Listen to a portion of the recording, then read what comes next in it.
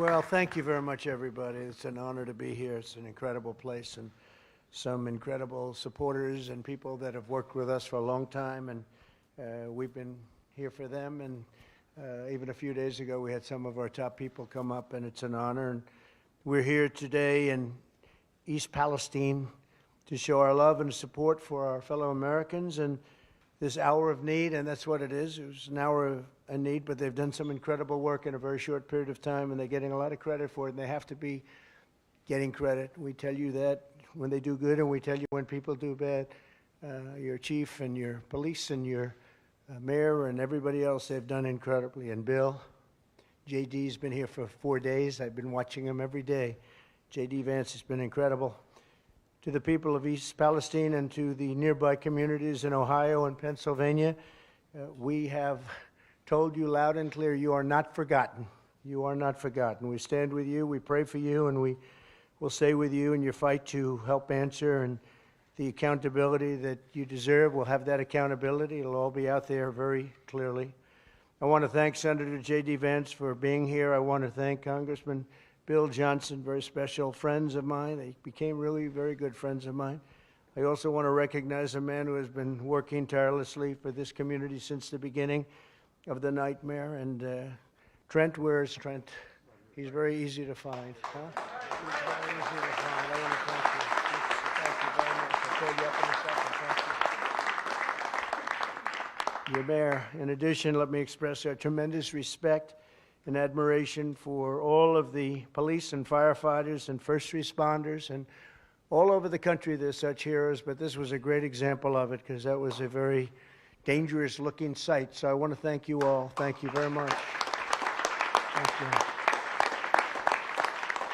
you. 19 days ago, tragedy struck this wonderful village and rocked the lives of people throughout this area, long beyond this area. It's been weeks since Americans have been inspired. They've just watched this over the weeks. They've been inspired by your strength and your courage and how you've come together to stand up for the families in your area and the families of this village and beyond. We've seen the first responders and railroad workers serving bravely in the line of duty. The railroad workers have been really incredible, actually, and they've gone way above the call of duty.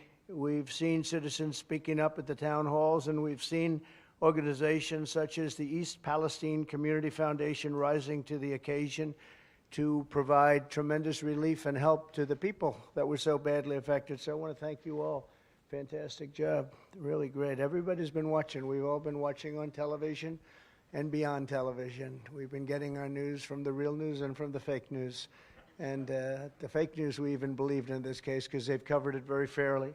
Over the past few weeks, the community has shown the tough and resilient heart of America, and that's what it is. This is really America right here. We're standing in America. Unfortunately, as you know, in too many cases, your goodness and perseverance were met with indifference and betrayal in some cases.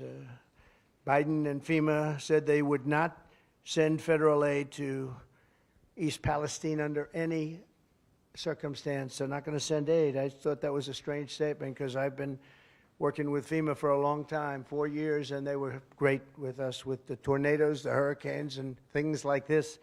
And it was a strange statement to come out, and they were doing nothing for you. They were intending to do absolutely nothing for you. JD and I spoke, and they said, they're not coming. They're not going to come. And I said, that's very strange. FEMA said, specifically, this doesn't meet the criteria, and that's horrible, and somebody has to do something for those people. I said back, when I announced that I was coming, they changed their tune. It was an amazing phenomena. The mayor and I were discussing that. It was quite amazing what happened. And they said that we can't let this happen. That was a big change of pace. JD, did you ever see a change like that one? That was a quick, rapid change. But we can't let this happen, they said, and we'll be there. And we opened up the dam, and we got them to move, and they all came in, and they're now pouring you in with help. And I will tell you, I had a great relationship with FEMA. I found FEMA to be incredible, amazing in every way. And we had tremendous luck with the tornadoes and all of the hurricanes and everything else that we had, and they were fantastic, and now they're fantastic here. They could have been 2 weeks earlier, or at least a week earlier, but they decided to do it this way, and I guess it came from the top. And so we have to understand that. You know, it reminds me a little bit, I don't know if you remember when Ohio State wasn't going to be playing football for another season. They were going to sit back and watch with the China virus or COVID, whatever you want to call it. And I called the head of the Big Ten football. I said, you got to get this football open. And they were great. They responded, and Ohio State played that season. Nobody remembers that, I think, right? Does anybody know? You got at least one. You could be close, but by now you still would be close probably. But we got that open very early, and you had a great season of football, to put it mildly. So that was a very great honor, the Big Ten, and that led to the NFL, and it led to most of the rest of football in the country. But you led it through Ohio State and Big Ten, and we got that done. I did that very personally. I called the commissioner, and he did a good job. What this community needs now are not excuses and all of the other things you've been hearing, but answers and results, and that's what I think you're going to say. See, Norfolk Southern needs to fulfill its responsibilities and obligations, and I see that they're starting to come here now too, because they also were saying they're not coming. But it means that the affected communities beyond the borders of East Palestine are going to be taken care of, and they've said so, and they've said it loud and clear, and I think they probably mean it. I sincerely hope that when your representatives and all of the politicians get here, including Biden, they get back from touring Ukraine, that he's got some money left over, because we're now at $117 billion, and as you probably know, Europe, when you add it all up, is at about $10 billion. That's a big difference, wouldn't you say? That's one of the things that gets me, because they're at it again. They're very good negotiators, those people in Europe. You know, when you add it all up, it's about the same size as the United States, the economy of the different European countries, and they're at a very small number compared to us. So you'll start working on that, I guess, when you get back. I think J.D. will have that well, and he's listened. He heard that number, but it's a massive difference. It's a very small fraction of what we put up, and it affects them more than us, and they have to do what they have to do. But we're going to find time to come back if necessary. If they don't come back and give you the treatment that you need, we will be back. The Biden administration should ensure that every family has the option of moving and homes and everything else until this thing is straightened out. I do want to especially thank some of the incredible people that helped us, because we're bringing thousands of bottles of water, Trump water, actually, most of it. Some of it we had to go to a much lesser quality water. You want to get those Trump bottles, I think, more than anybody else. But we're bringing a lot of water, thousands of bottles, and we have it in trucks, and we brought some on my plane today. But to that end, I'm pleased to announce that we've helped coordinate the delivery of the water and bottled water, as well as the tractor trailers full of it. We have big tractor trailers full of water. I think you're going to have plenty of water for a long time, maybe. And I want to thank those of you that helped. John Rourke, who's fantastic, Blue Line Moving. Is John here? Hello, John. Good job. Got a lot of trucks coming up with water, right? That's true. You're a fantastic guy. Friend of my son, Don, who's also here. Where's Don? Good job. Did you get him to do that? I think so, huh? He does it on his own. Yeah, he does. He's fantastic. He helps. Thank you very much, John. Appreciate it. Two Fellas Moving Company, and I want to thank the people within the Trump organization that helped us with all of the water. We got it from all of our different hotels, all of our different places, and it was great. They really came together. Also, I want to thank Sandy Pensler and his son, Jonathan Pensler, from Cortex in Michigan, for donating thousands of gallons of cleaning supplies. Thousands and thousands of gallons. Where are you guys? Where are they? Are they here? They're too busy putting it on the truck. But he gave Cortex, if anybody knows the company, it's a very good company, big company, and they're giving tremendous amounts of cleaning supplies, which is what you're going to need. And again, I want to thank Senator Vance, and I want to ask J.D. to come up and say a few words, and then Mayor Conaway. And Marty Grimm will come up and finish it off. Thank you all very much for being here. It's a great honor. It's an honor to help, and you're well on your way. And that was a tragedy close to an unbelievable tragedy. Could have been really bad, and thank goodness that didn't happen. But you're going to have tremendous help now, and I know FEMA will do the job like nobody can do it like them. Thank you all very much. Thank you.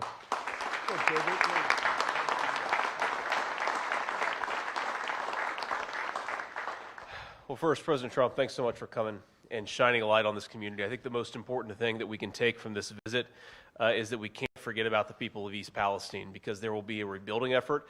We need to finish the cleanup effort. That's the most important thing. But most of all, we need to make sure that over the next 6 months, over the next year, over the next 2 years, that we don't forget the people of East Palestine who have been affected by this tragedy. You coming up here ensures that we do exactly that. So thank you, sir. It's great to have you. Don, it's great to have you.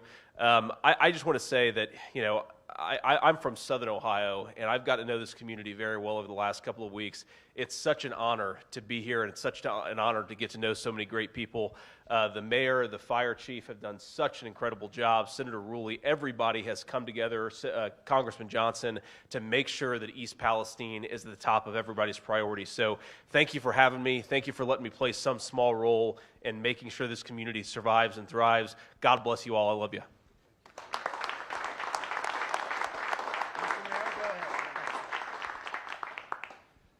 We as a community would like to thank President Trump for coming up here, shedding some light on the situation we are currently in. I also have to thank all the elected officials, all the firemen. The firemen saved this city. If it wasn't from them, that might sound like rhetoric, but it really is not. This could have been a very different situation if we wouldn't have such quality firemen behind us.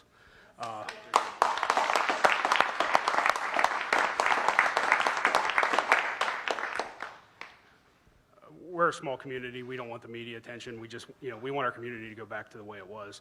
That is our end goal. So, we appreciate you being here, but at some point we'd ask you to leave. But yes, I thank everybody who has helped us through this tragic situation. It's been a very difficult situation, but together we will make EP strong again. So, thank you all.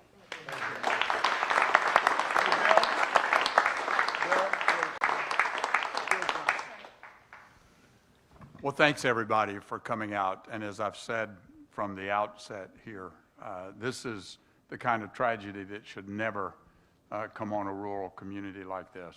It's extremely unfortunate, but I have stood and watched and participated as this community has come together. I'm convinced that recovery is on the way. I believe this community is not only going to recover, but they're going to be stronger than they were when they started. And it's because of the people here.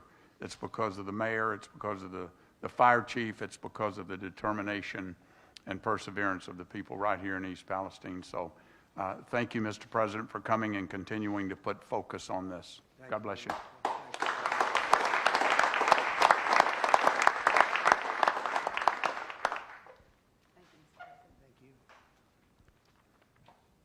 Thank you, President Trump, for coming to our village today and drawing attention to this disaster recovery. My name is Marty Grimm, and I serve as president of the East Palestine Community Foundation. I am here today to speak on how to best financially assist our community and surrounding area. Elaine Beck is the founder of the nonprofit Blessing Through Action and calls Ohio her home. She herself was raised here and raised her family in this great state. Elaine felt compelled to help her fellow Ohioans in their desperate time of need. Blessing Through Action has partnered with the East Palestine Community Foundation and local churches to bring financial assistance to this community. Blessings Through Action takes no profits or costs from these donations, so every dollar will go to help the residents of East Palestine and the affected neighboring communities. If this was not enough, Elaine took her love and compassion for her home state to another level and has offered a $100,000 matching donation for the next 24 hours. If you too would like to be a part of this recovery and help rebuild this community we love, please text the word Ohio, O-H-I-O, to the number 88022 for more information. That's text the word Ohio to the number 88022. Thank you very much.